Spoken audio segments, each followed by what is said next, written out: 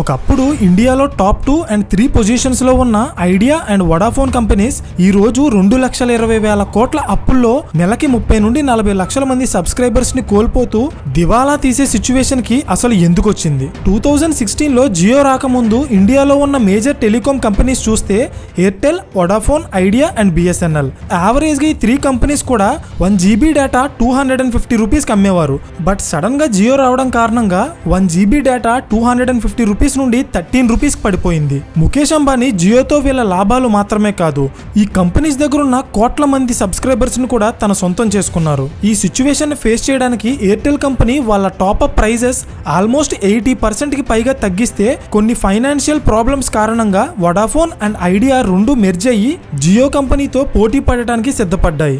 Sudden గా వచ్చి ఇండియాలో ఉన్న టెలికాం ఇండస్ట్రీని ఒక్క దెబ్బతో తన సొంతం చేసుకున్న జియోని ఎదుర్కొని ఎయిర్టెల్ ఇప్పటికీ ఎలా నిలబడింది? ఇకపై ఇండియన్ టెలికాం ఇండస్ట్రీలో వడాఫోన్, ఐడియా ఉండబోతుందా, లేక ఈ పోటీ కేవలం ఎయిర్టెల్ అండ్ జియోకి మాత్రమే సొంతమవుతుందా అనేది నేను ఈ వీడియోలో చెప్పబోతున్నాను. Hello everyone, welcome to today's video and this is your friend Surya. 2022లో సుమారు 25 కోట్ల మంది యూజర్స్ ఉన్న వడాఫోన్ అండ్ ఐడియా కంపెనీ సెప్టెంబర్లో 40 లక్షల మంది సబ్స్క్రైబర్స్ ని, అక్టోబర్లో 30 లక్షలకి పైగా సబ్స్క్రైబర్స్ ని కోల్పోయింది. అండ్ ఇది ఇంకా కొనసాగుతూనే ఉంది. మరోవైపు ఎయిర్టెల్ అండ్ జియో కొన్ని లక్షల మంది కొత్త సబ్స్క్రైబర్స్ ని ప్రతి నెల యాడ్ చేసుకుంటున్నాయి. ఈ వీడియో చూస్తున్న మీలో చాలా మంది వడాఫోన్, ఐడియా ఈ రోజు దివాలా తీసే సిచ్యువేషన్ కి రావడానికి కారణం జియో అనుకుంటారు. మీరు నిజంగా అలా అనుకుంటే you are wrong. Because Vodafone, Idea తీసుకున్న కొన్ని రాంగ్ బిజినెస్ డెసిషన్స్ వల్లే ఈ రోజు ఈ కంపెనీ ఇంత క్రిటికల్ సిచ్యువేషన్ కి వచ్చేసింది. 1991లో ఇండియాలో ఎకనామిక్ రిఫార్మ్స్ వచ్చిన తర్వాత టెలికాం సెక్టర్ కూడా ప్రైవేట్ కంపెనీస్ కి బిజినెస్ చేసుకోవడానికి ఓపెన్ చేశారు. కానీ అప్పటికి ఇండియాలో ఉన్న టెలికాం స్పెక్ట్రమ్ లైసెన్స్ ఛార్జెస్ చాలా ఎక్కువగా ఉండేవి. స్పెక్ట్రమ్ అంటే మన ఫోన్ కి సిగ్నల్ రావాలంటే అది ఒక స్పెక్ట్రమ్ నుండి వస్తుంది. సో స్పెక్ట్రమ్ లో ఎక్కువ రేంజ్ ఏ కంపెనీ కొనుక్కుంటుందో వాళ్ళకి మంచి సిగ్నల్ అండ్ మోర్ కవరేజ్ ఉంటుంది. మన ఇండియాలో ఈ స్పెక్ట్రమ్ గవర్నమెంట్ చేతిలో ఉంటుంది. అది ఆక్షన్ కి పెట్టినప్పుడు ప్రైవేట్ కంపెనీస్ ఆ స్పెక్ట్రమ్ రేంజ్ ని కొనుక్కుంటాయి. 1999లో ఇండియాలో ఈ స్పెక్ట్రమ్ ప్రైజెస్ చాలా ఎక్కువగా ఉన్నాయని ప్రైవేట్ ప్లేయర్స్ ఎవరో కొనుక్కోవడానికి ముందుకు రాకపోవడంతో గవర్నమెంట్ ఒక కొత్త రెవెన్యూ షేరింగ్ మోడల్ ని తీసుకొచ్చింది. అంటే ప్రైవేట్ కంపెనీస్ ముందుగా గవర్నమెంట్ కి ఏం పే చేయనవసరం లేకుండా బిజినెస్ చేసుకున్న తర్వాత వాళ్ళకి వచ్చిన యాన్యువల్ గ్రాస్ రెవెన్యూ అంటే సంవత్సరానికి వాళ్ళ ఆదాయంలో కొంత భాగాన్ని గవర్నమెంట్ కి లైసెన్సింగ్ ఫీజుగా పే చేయాలి. ఈ కొత్త సిస్టమ్ వల్ల ముందుగా ఏం పే చేయనవసరం లేదు కదా అని చాలా ప్రైవేట్ కంపెనీస్ గవర్నమెంట్ దగ్గర స్పెక్ట్రమ్ తీసుకుని టెలికాం బిజినెస్ స్టార్ట్ చేశాయి. అందులో మేజర్ గా ఉన్న కంపెనీస్ ఐడియా అండ్ వడాఫోన్. ఇక్కడే ఒక మిస్అండర్స్టాండింగ్ జరిగింది. యాన్యువల్ గ్రాస్ రెవెన్యూ ఏజీఆర్ అంటే గవర్నమెంట్ రూల్స్ ప్రకారం ఒక టెలికాం కంపెనీ వాళ్ళు ప్రొవైడ్ చేస్తున్న సర్వీసెస్ అండ్ నాన్ సర్వీసెస్ మీద వచ్చే ఆదాయాలు రెండు కూడా ఇంక్లూడ్ అయి ఉంటాయి. కానీ private companies only telecom services మాత్రమే అనుకున్నారు. 2005లో దీని మీద cellular operations association of India కోర్టులో కేసు ఫైల్ చేస్తే కోర్టు కూడా 2019లో గవర్నమెంట్ కే ఫేవర్ గా తీర్పిచ్చింది.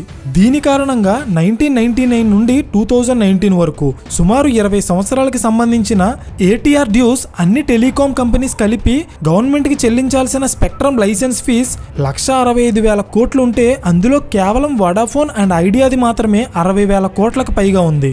బట్ స్టిల్ ఆ టైంలో కూడా ఐడియా కంపెనీ తలుచుకుంటే ఒక ప్రాఫిటబుల్ బిజినెస్ గా మారుండొచ్చు. బట్ అగైన్ ఐడియా కంపెనీ కొన్ని రాంగ్ స్టెప్స్ తీసుకుంది. 2015 వరకు ఇండియన్ టెలికాం ఇండస్ట్రీలో ఐడియా టాప్ 3 పొజిషన్ లో ఉండటం కారణంగా వాళ్ళ ఫ్యూచర్ ఓరియంటెడ్ గా ఎటువంటి స్టెప్స్ తీసుకోలేదు. అంటే టెలికాం ఇండస్ట్రీ అనేది ఎప్పుడూ అప్డేట్ అవుతూ ఉండాలి. లైక్ 3G, 4G అండ్ ఇప్పుడు 5G కూడా వచ్చింది. దీనికి చాలా డబ్బు అవసరం అవుతుంది. మీకు ఇంకా అర్థమయ్యేలా చెప్పాలంటే 2020లో ముఖేష్ అంబానీ తన రిలయన్స్ జియోలో 9.99% వాటాని ఫేస్బుక్ కి అమ్మేసి 43,000 crores కి పైగా ఫండ్స్ జనరేట్ చేశారు. ఇన్ఫాక్ట్ ముఖేష్ అంబానీ కావాలనుకుంటే ఇండియాలో ఉన్న బ్యాంక్స్ ఎంతైనా లోన్ ఇస్తాయి. కానీ తన కంపెనీలో షేర్స్ అమ్ముకుని ఫండ్స్ జనరేట్ చేయడానికి కారణం ఏంటంటే ఏ కంపెనీకైనా అప్పులు ఎక్కువ ఉంటే ఆ కంపెనీ వాల్యుయేషన్ తగ్గిపోతుంది. దీనికి బదులు తన కంపెనీలో 10% కంటే తక్కువ వాటాని ఫేస్బుక్ అమ్మితే ఆయనకి రిలయన్స్ లో ఓనర్షిప్ పోదు. అలాగే ఫేస్బుక్ లాంటి కంపెనీస్ తో కొలాబరేట్ అవ్వడం వల్ల జియో వాల్యుయేషన్ కూడా పెరుగుతుంది. అండ్ ఫ్యూచర్ లో జియోని ఎక్స్పాండ్ చేయడానికి అంటే 5Gని ఇంట్రడ్యూస్ చేయడానికి అవసరమైన ఫండ్స్ కి కూడా ఇది హెల్ప్ అవుతుంది. మీరు అబ్జర్వ్ చేస్తే 2022లో గవర్నమెంట్ ఆఫ్ ఇండియా 1,50,000 కోట్ల విలువైన 5G స్పెక్ట్రమ్ ఆక్షన్ కి పెడితే అందులో సుమారు 80,000 కోట్లు పెట్టి ముఖేష్ అంబానీ 50% 5G స్పెక్ట్రాన్ని జియో కోసం కొనేశారు. ఇప్పుడు జియో ఎలా అయితే మంచి వాల్యుయేషన్ లో ఉందో 2014-15 టైంలో ఐడియా కంపెనీ కూడా మంచి వాల్యుయేషన్లో ఉండేది.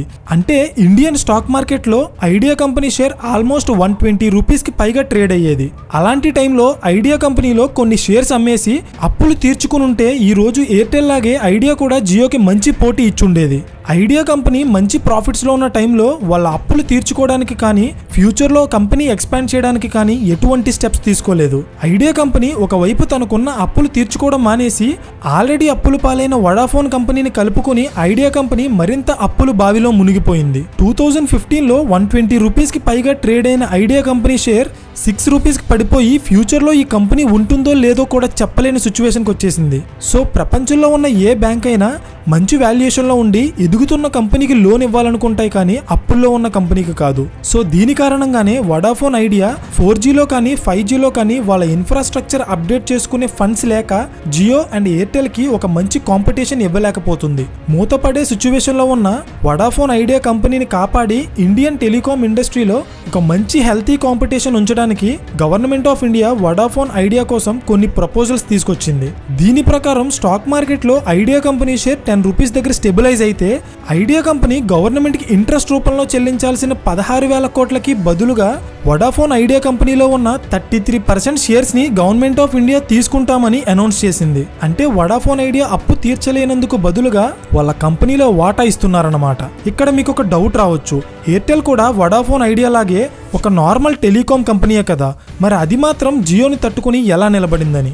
దీని వెనకున్న సీక్రెట్ ఏంటంటే తన కాంపిటీటర్స్ను ఓడించడానికి జియో ఎలాంటి ప్లాన్ వేసిందో జియోని ఓడించడానికి ఎయిర్టెల్ కూడా అలాంటి ప్లానే వేసింది. మనలో చాలా మంది జియోని కేవలం ఒక టెలికాం కంపెనీగా మాత్రమే చూస్తాం. It's a big mistake. ఎందుకంటే జియో అనేది కేవలం టెలికాం మాత్రమే కాదు, చూడండి ఎన్నున్నాయో. Jio cloud, Jio health, Jio news, Jio Saavn, Jio security, ఇంకా ఎన్నో. ఇవన్నీ జియోకి సంబంధించిన సర్వీసెస్. దీన్నే ప్రొడక్ట్ సర్వీస్ ఎకోసిస్టమ్ అంటారు. అంటే వీటిలో మనం ఏ ఒక్క ప్రొడక్ట్ యూజ్ చేసినా ఆటోమేటిక్గా మనం మిగతా వాటిని యూజ్ చేస్తాం, వాటికి అలవాటు పడతాం. మీకు ఇంకా అర్థమయ్యేలా చెప్పాలంటే మీ దగ్గర ఒక ఐఫోన్ ఉంటే నెక్స్ట్ మీరు కొనే ప్రతి గ్యాడ్జెట్ యాపిల్ కంపెనీకి సంబంధించిందే అయి ఉంటుంది. Like Apple watch, Apple ear phones, Apple tabs, etcetera etcetera. అవునా కాదా? యాపిల్ కంపెనీ మాక్సిమం వాళ్ళ కస్టమర్స్ ని వాళ్ళ ప్రొడక్ట్స్ అండ్ సర్వీసెస్ కి అలవాటు పడేలా చేసి వేరే కంపెనీ ప్రొడక్ట్స్ వాడకుండా ఈ ఎకో సిస్టమ్ లో లాక్ చేయడానికి ట్రై చేస్తుంది. ఇప్పుడు జియో విషయంలో రిలయన్స్ కూడా మల్టిపుల్ ప్రొడక్ట్స్ తో ఇలాంటి ఎకో సిస్టమే క్రియేట్ చేస్తుంది. సో అలాంటి జియోని ఎదుర్కోవడానికి ఎయిర్టెల్ కూడా అదే స్ట్రాటజీని ఫాలో అవుతుంది. అర్థం కాలేదా? Jio music, Airtel Wink music, Jio fiber, Airtel broadband, Jio TV, Airtel Xtreme. ఇలా ఒకటేంటి, జియో తీసుకొచ్చిన ప్రతి ప్రోడక్ట్ అండ్ సర్వీస్ కి ఎయిర్టెల్ ఒక ఆల్టర్నేటివ్ ని క్రియేట్ చేసింది. ఇది మీరు ఎప్పుడైనా గమనించారా? దీనివల్లే ఎయిర్టెల్ కి కానీ జియోకి కానీ టెలికాం సేల్స్ లో లాస్ వచ్చినా మిగిలిన ప్రొడక్ట్స్ లో వచ్చే ప్రాఫిట్స్ ఆ లాస్ ని కవర్ చేసి కంపెనీని లాంగ్ టర్మ్ లో స్ట్రాంగ్ గా నిలబెడతాయి. కానీ వడాఫోన్ ఐడియా విషయంలో ఇది జరగలేదు. అండ్ ఇన్ఫాక్ట్ 2015లో మంచి ప్రాఫిట్స్ లో ఉన్న టైంలో కూడా వాళ్ళ బిజినెస్ ఎక్స్పాన్షన్ కోసం కానీ న్యూ బిజినెస్ వెంచర్ కోసం కానీ ఐడియా ఎలాంటి ప్లాన్స్ ఇంప్లిమెంట్ చేయలేదు.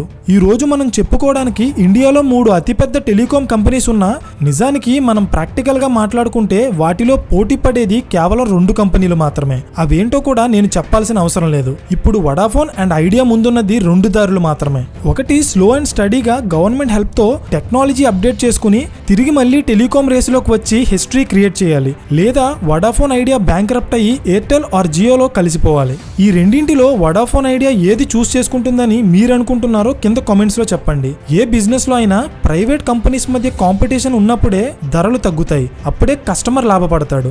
అంటే అది మనకే లాభం. ఎప్పుడైతే కాంపిటీషన్ తగ్గిపోతుందో అది కస్టమర్ కి శాపంగా మారుతుంది. అందుకే గవర్నమెంట్ ఎలా అయినా వడాఫోన్ ఐడియాని కాపాడడానికి ట్రై చేస్తుంది. So that's it for today guys. ఈ వీడియోలో నేను నా ఒపీనియన్ చెప్పాను. మీరేమనుకుంటున్నారు అనేది కింద కామెంట్ చేయండి. ఈ వీడియో మీకు నచ్చితే లైక్ చేసి ఇలాంటి మరిన్ని క్వాలిటీ కాంటెంట్ కోసం ఛానల్ని సబ్స్క్రైబ్ చేయండి. పక్కనే ఉన్న గంట సింబల్ ఆన్ చేస్తే మేము వీడియో అప్లోడ్ చేసిన వెంటనే మీకు ఇమీడియట్ నోటిఫికేషన్ వస్తుంది. So thank you for watching and I will see you in the next video. Till then this is your friend Surya signing of.